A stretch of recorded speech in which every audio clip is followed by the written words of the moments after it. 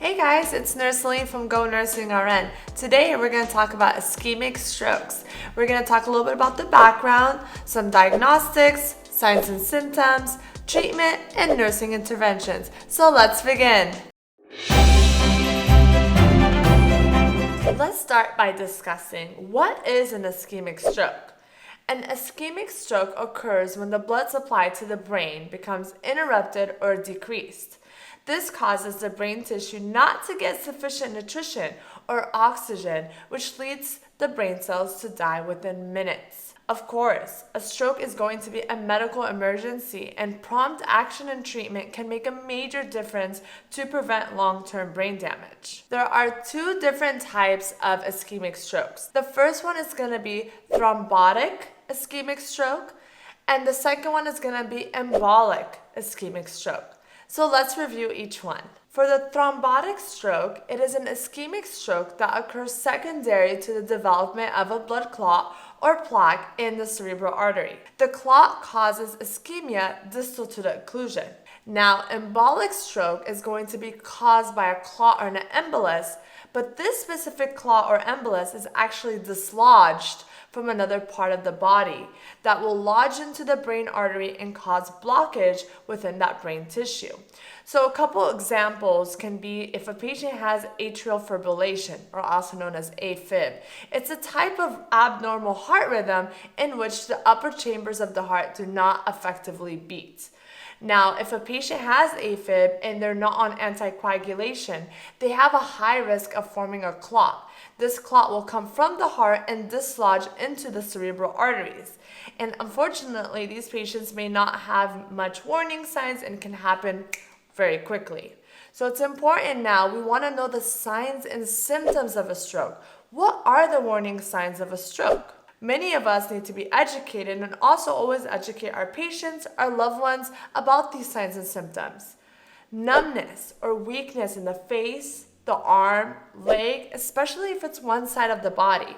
Remember, with strokes, they work opposite. So for example, if a patient has left-sided weakness, possibly that the stroke is in the right side of the brain, and vice versa. So remember, the brain is always going to be opposite. Other signs and symptoms include confusion, trouble speaking, or understanding what the individual is trying to say. That's also known as aphasia.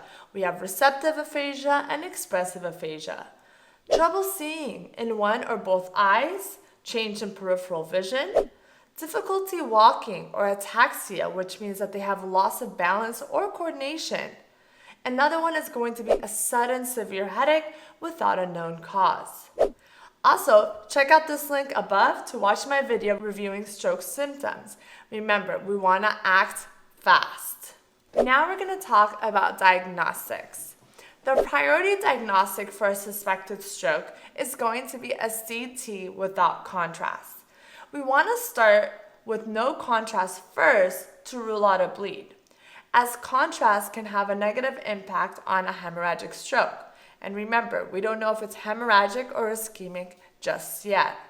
Once we rule out a hemorrhagic stroke, we can then do a CT scan with contrast, or also known as a CTA, to get better imaging of the ischemic stroke. Many repeat CT scans will be done during their duration at the hospital and even as follow-ups. MRI is going to also be another diagnostic, as it uses powerful magnets and radio waves to make a very good detailed picture of the brain. It's sharper than a CT scan, and it can show injuries earlier than a traditional CT. Another diagnostic is a carotid ultrasound.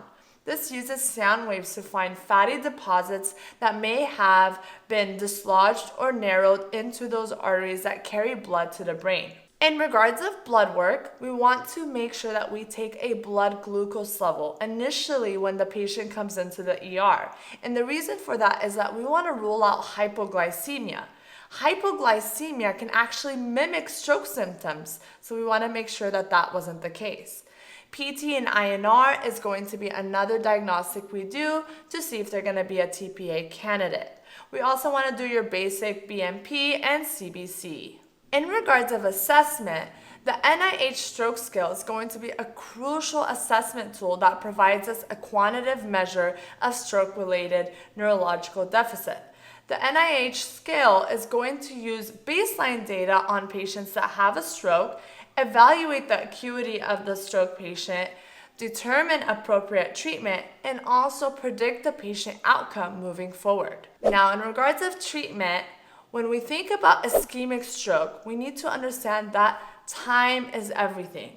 And one of the biggest reasons for that is that it ties with the possible treatment. Fibrolytic therapy, also known as TPA, also another name is alteplase or activase, is a medication that actually dissolves down the blood clot.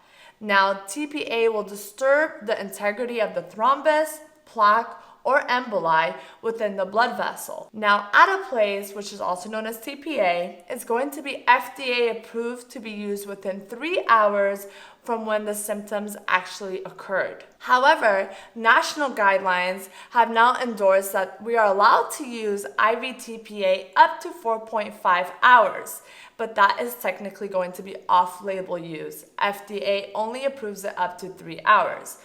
So, that comes back to knowing the patient's last known well time is going to be crucial before we give TPA, because we only have a specific time window that we can give this drug, which would be up to 4.5 hours.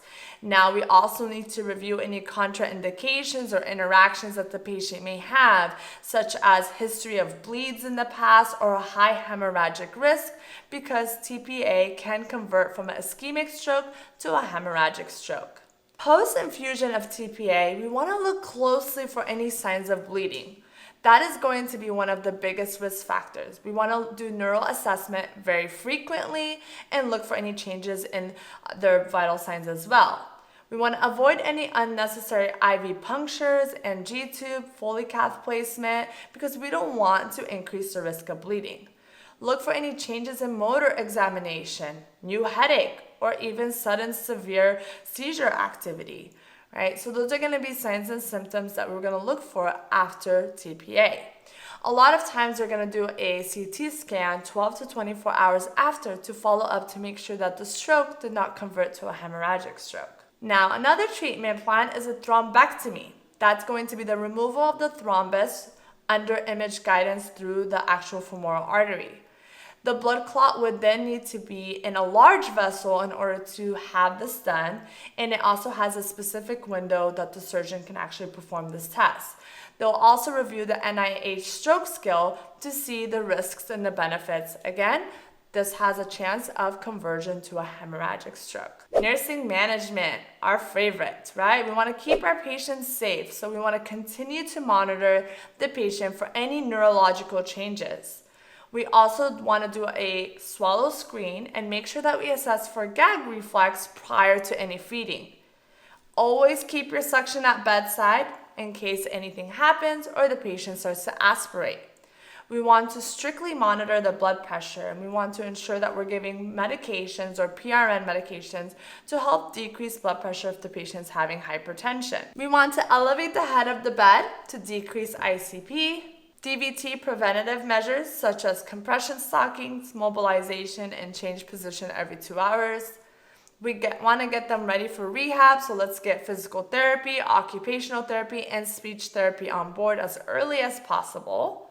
We want to assist with communication, right? A lot of these patients are going to have delay in speech, and neurological processing is going to be delayed. So it's best to ask simple questions and make clear statements. These patients who have an ischemic stroke will most likely have to be on some kind of anticoagulation. So depending if they've gotten TPA or not, they need to follow up with their physician or the hospitalist at that point to see what the plan is for anticoagulation. Also, a lot of time will be on long-term aspirin as well, plus an anticoagulation. Thanks for watching my video. Don't forget to like and subscribe here below to see more videos on various types of nursing topics. See y'all next time.